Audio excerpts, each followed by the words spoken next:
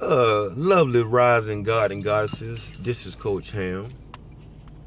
Uh, Today's life hack is actually about the 90-10 rule that I use. The 90-10 rule that I use is 10% is the situation. The other 90% is how you or we handle that.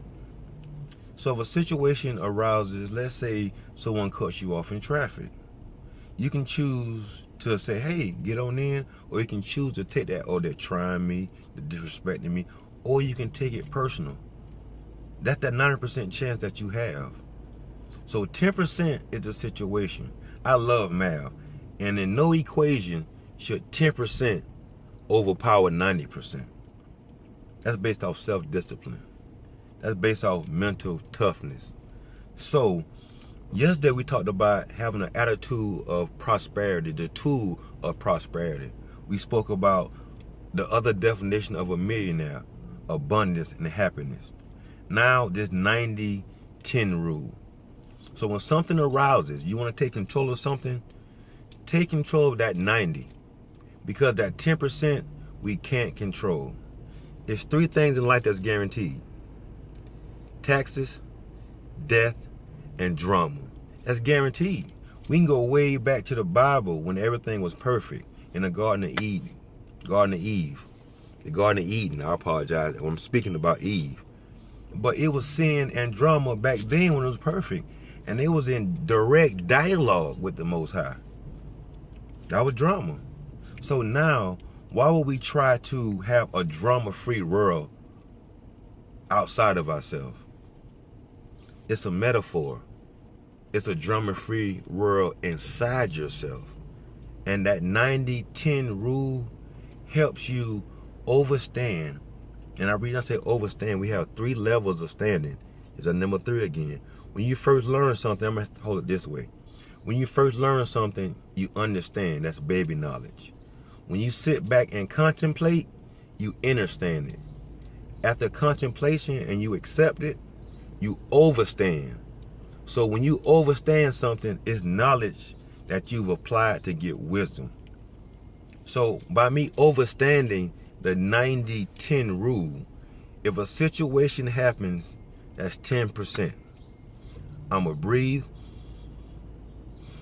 3, 2, 1, 0 in my mind and say, pardon me, what happened again?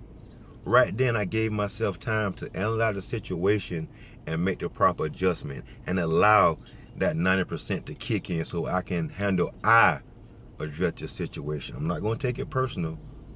Only way it's personal if you put your hands on me and I feel like you're trying to hurt me. Other than that, it's not personal with me because my job here is to live in my peace before I rest in my peace. That's what I want to control. That's my 90%. That's my focus. That's my goal. And this 7-day challenge, when I did not complain out loud or to myself, that energy dissipated. That energy stopped, meaning that lack, that not having, that complaining, that stopped. Because a lot of people think complaining is doing something about it. When you start complaining, you start taking away from your life, you start dealing with lack because the universe does not understand the word no. Universe understands your thought power. Your thought power is like a magnet. Whatever you're thinking about, it's going to draw it to you. So just pay attention to what you're thinking about and look around you. What have you drawn into your atmosphere? What are you thinking about? What are your thoughts bringing to you? 90%.